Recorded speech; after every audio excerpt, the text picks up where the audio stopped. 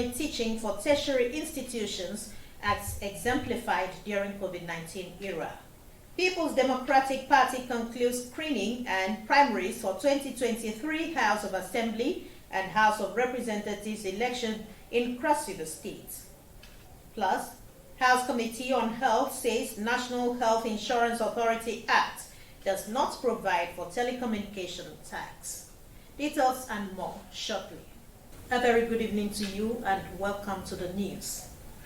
We'll begin with education, where stakeholders in the sector are advocating enhanced and sustained electronic teaching and learning method, especially for tertiary institutions, as was exemplified during the COVID-19 era to meet up with global best practice. This came to the fore as Association of Africa Universities converged in Calabar for a conference on online teaching and learning in post-COVID-19 era. Achibombasi tells us more. The COVID-19 pandemic created challenges which caused disruption in the education sector. This development led many universities to adopt online practices in a bid to make education delivery flexible and accessible to meet students' needs. Experts therefore opine that online teaching is not only necessary but urgently needed to accommodate millions of Africans desirous of further studies beyond the post-COVID-19 era. It's more practical oriented, so it's more of skills on how to do online teaching and learning. They say online teaching and learning has come at the right time when an institution such as the University of Calabar is making efforts to adopt the dual mode of teaching and learning while working assiduously to stabilize her education quality. We could have one-on-one with our students. Sometimes we could also have online teaching with our students. And it will also help us to digitalize our system to be able to give assignment without necessarily meeting with our students. And it will also help to ease even the pressure academics have.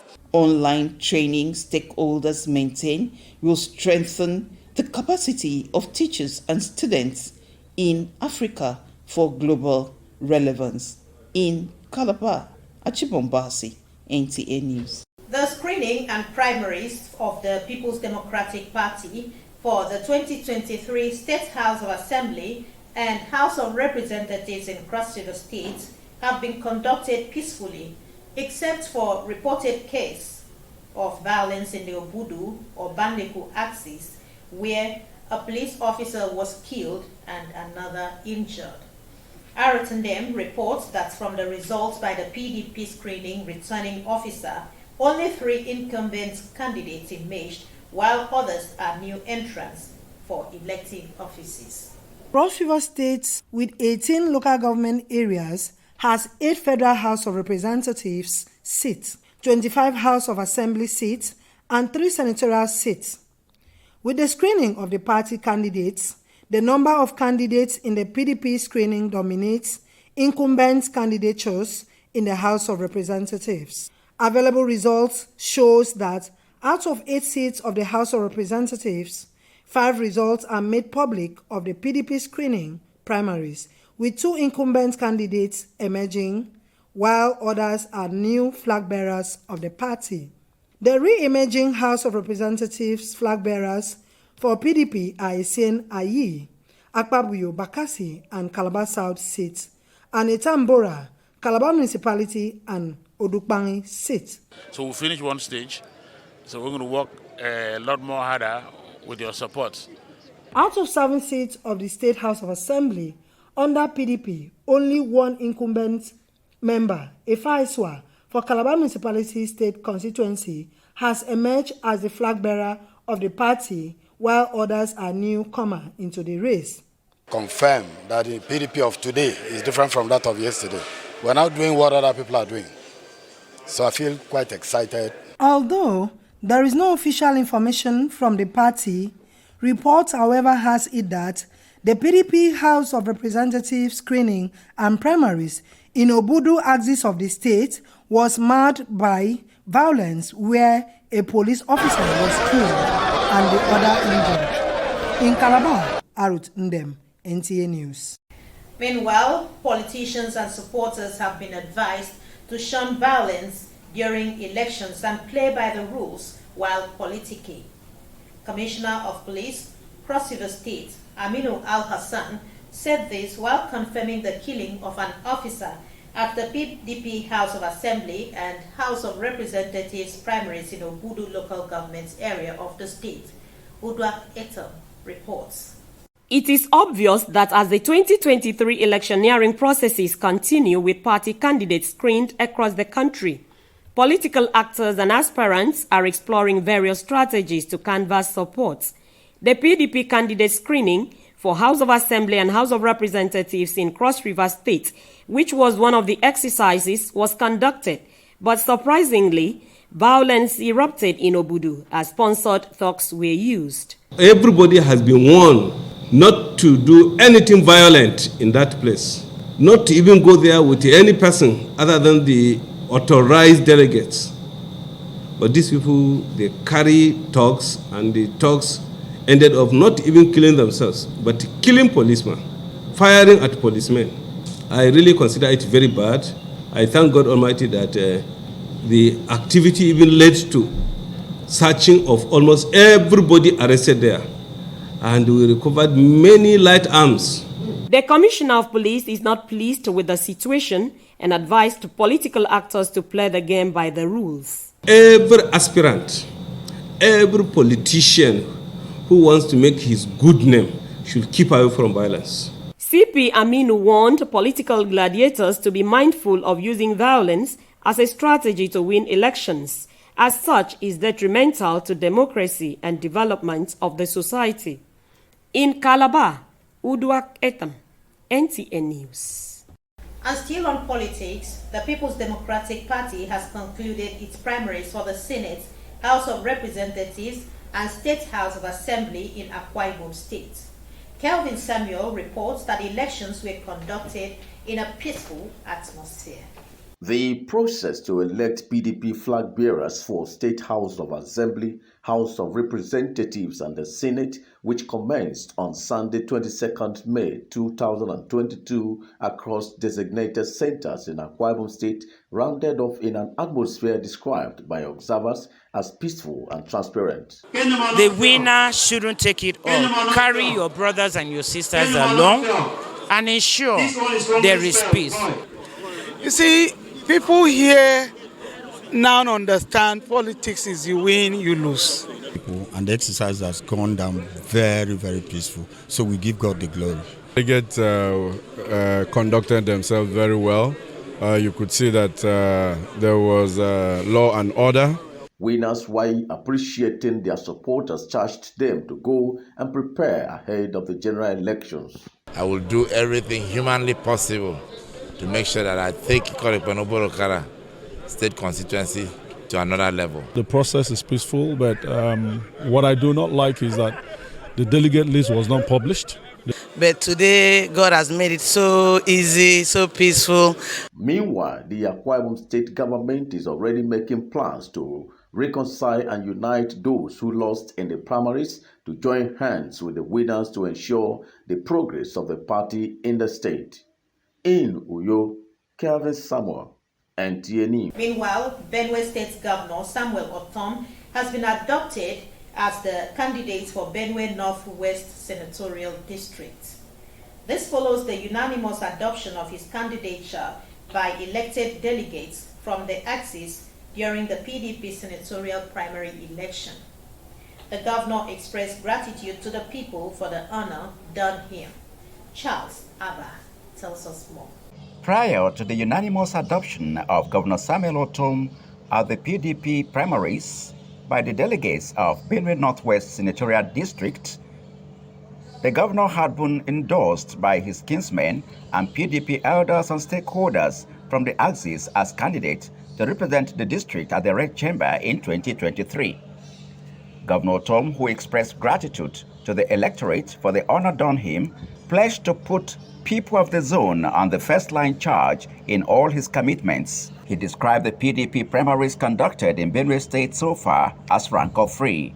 This uncommon support that they have given me, I have nothing to pay back than to remain their loyal servant and to work with them, to serve them, to give all that I have for their service.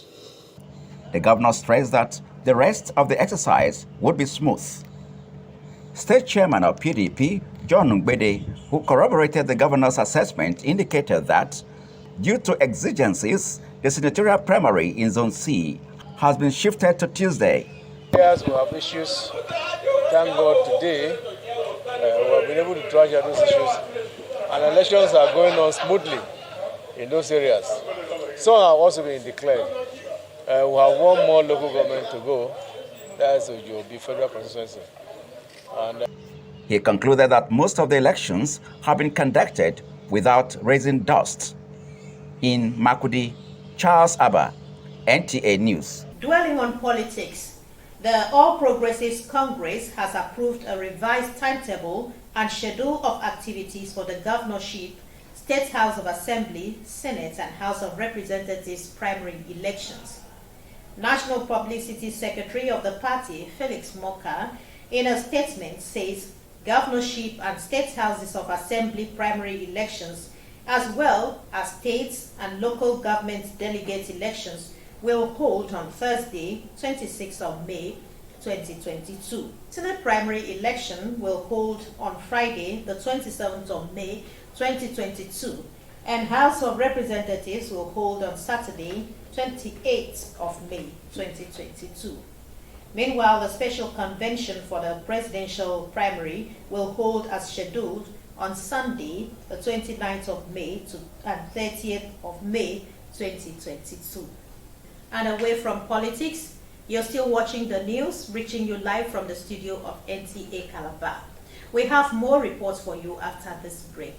Please stay with us.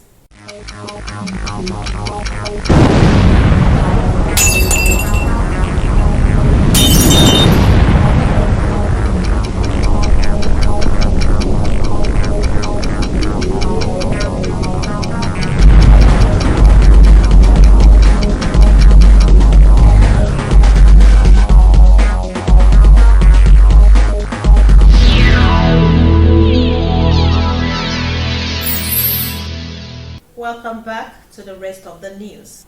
The Department of State Services has denied a false online publication by one Adio Oluwale Bashir, who purported to be former staff of the service. A statement by the Public Relations Officer of the service, Dr. Peter Afunanya, says Bashir claimed to have led the team that arrested suspected killer of David Ibmo, a sound engineer who was allegedly murdered on 12th of May 2022 at Lekki, Lagos State. He further alleged that the suspects, who were of Hausa origin, were exchanged with Christians.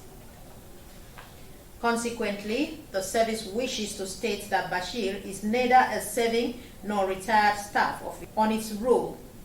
Besides, his writing style and use of paraphernalia gave him out as fake and an impostor. Findings, however, revealed that his aim is to ignite an ethno-religious conflict.